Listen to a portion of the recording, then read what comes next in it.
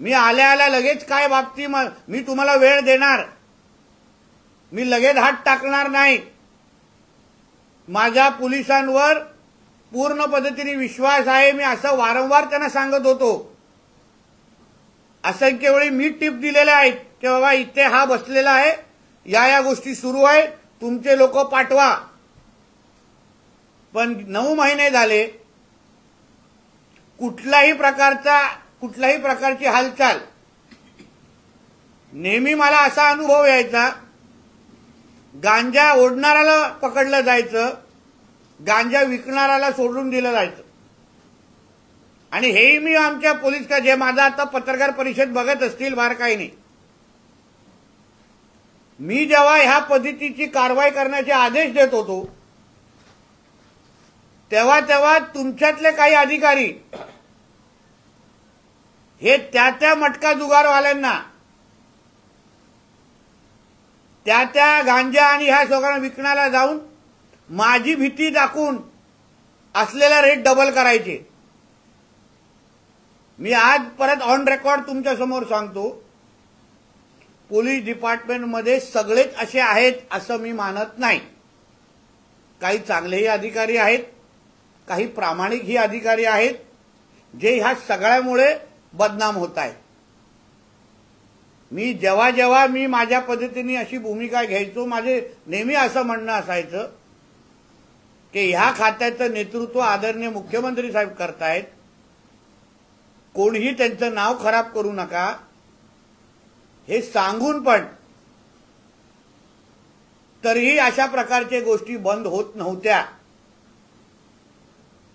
काल जी काय मी धाड टाकली स्वतः जाऊन, त्या व्यक्तीबद्दल मी कणकवली पोलीस स्टेशनला 4 महिन्या अगोदरच माहिती देऊन ठेवली की हा असा व्यक्ती आहे, मोठ्या प्रमाणामध्ये मटका लावतो, कणकवलीमध्ये त्याला मटका किंग म्हणून ओळखतात, त्याचं एवढं कलेक्शन आहे, ह्या गोष्टी बंद करा. काही झालेलं नाही. उलट मी बोलल्यानंतर 1 लाखाचे 2 लाख करून घेतले.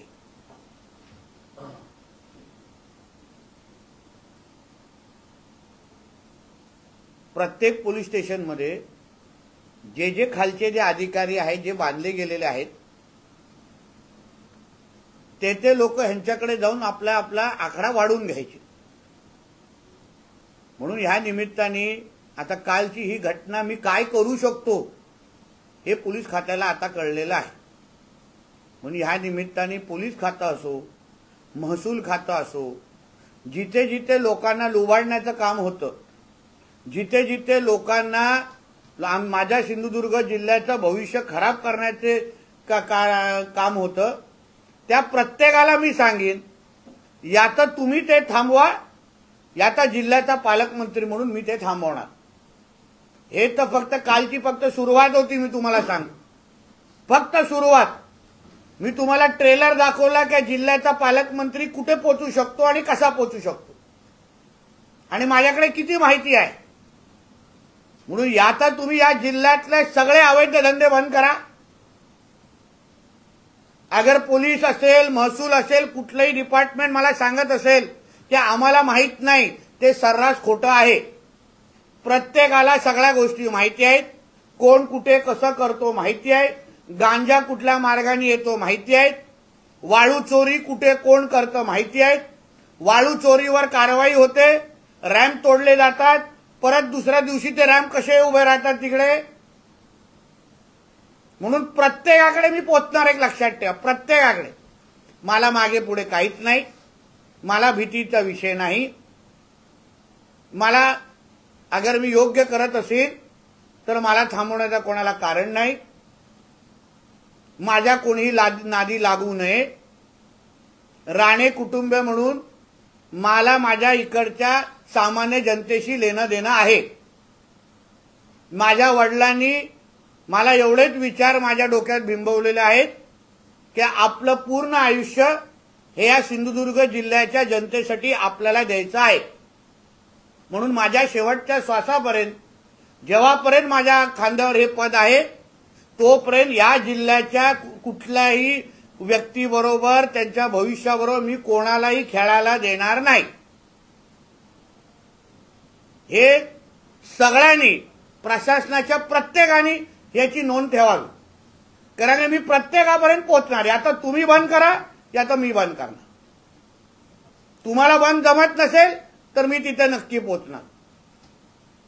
आणि कोण कुठे कसे आहेत सगळी माहिती माझ्याकडे आहे, टोटल माहिती आहे। वारंवार काही लोकांना देऊन पण पोलीस खात्यामध्ये देऊन पण झालेले आहे। म्हणून या बाबतीमध्ये पोलिसांनी यापुढे त्या पद्धतीची कारवाई सुरू करावी। आमच्या जिल्ह्यामध्ये जे अवैध पद्धतीची गोवा दारू येते त्याचंही लोकेशन मला माहिती आहे, ते कुठे उतरवलं जातं, कसं उतरवलं जातं, पोलिसांना किती काही अधिकाऱ्यांना पॅकेट बांधले गेले हे सगळं सांगतो। तुम्हाला नोटचा कलर पण सांगेल। त्या दुपारी तो पोलिसांनी काय दुपारी जेवलं हेही सांगतो तुम्हाला, काही हरकत नाही। अंडरवेअरचा कलर सांगायचा असेल तेही सांगतो, माझ्याकडे एवढी माहिती आहे। मला आजमावून बघा, मी तुम्हाला सांगतो, मला खरंच आजमावून बघा। 10 वर्ष मी विरोधी पक्षामध्ये राहिलेलो आहे।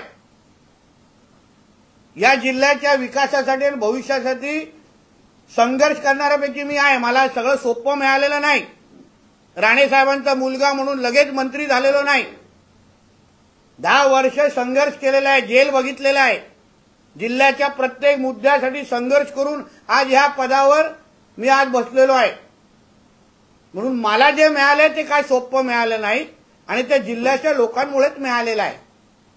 म्हणून जेवढे काही दिवस मी इथे पालकमंत्री म्हणून आहे, जेवढे काही दिवस या जिल्ह्याचा चौकीदार म्हणून मी जिथे बसलोय, माझ्या जिल्ह्याकडे कोणीही वाकड्या नजरेने बघायचं नाही। कोणाला काही कमवायचं असेल तर चांगल्या मार्गाने कमवा असं मी अधिकाऱ्यांना सांगेन। चांगल्या मार्गाने कमवा, लोकांना लुबाडून आणि लोकांना त्रास देऊन आणि माझ्या जिल्ह्यातल्या तरुण तरुणीला आयुष्य बर्बाद करून कोणीही आपले खिसे भरत असतील तर तुम्ही विरुद्ध मी आहे, एक लक्षात ठेवा। आज जे काही मटका लावणारे आहेत, जुगार लावणारे आहेत,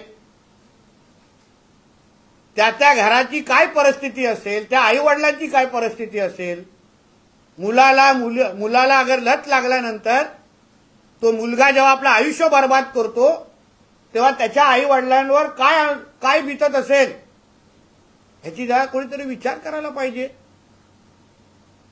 आम्ही ज्या जिल्ह्याच्या विकासासाठी संघर्ष करतोय, मेहनत करतोय, आमच्या इथे कारखाने आले पाहिजे, आमच्या इथे नोकऱ्या निर्माण झाल्या पाहिजे, रोजगार निर्माण झाला पाहिजे, कोणासाठी करतोय आम्ही? या जिल्ह्याच्या तरुण तरुणींसाठीच करतोय ना। आणि मग एका बाजूला आम्ही इकडे जिल्ह्याच्या विकासासाठी धावपळ करायची, मेहनत करायची, सगळं काय पणाला लावायचं, स्वतःच्या कुटुंबाचा विचार न करता इथे दिवस रात्र इथे संघर्ष करायचा, आणि दुसऱ्या बाजूला या अंमली पदार्थ, मटका, जुगार आणि या सगळ्यांमुळे आमच्या मुलांचं तुम्हाला भविष्यात खराब करायचं असेल तर मग मी सोडणार नाही, कोणालाच सोडणार नाही। आणि कोणी असो, मग आमच्या पक्षाचे असो किंवा कोणी असो, मला फरक पडत नाही।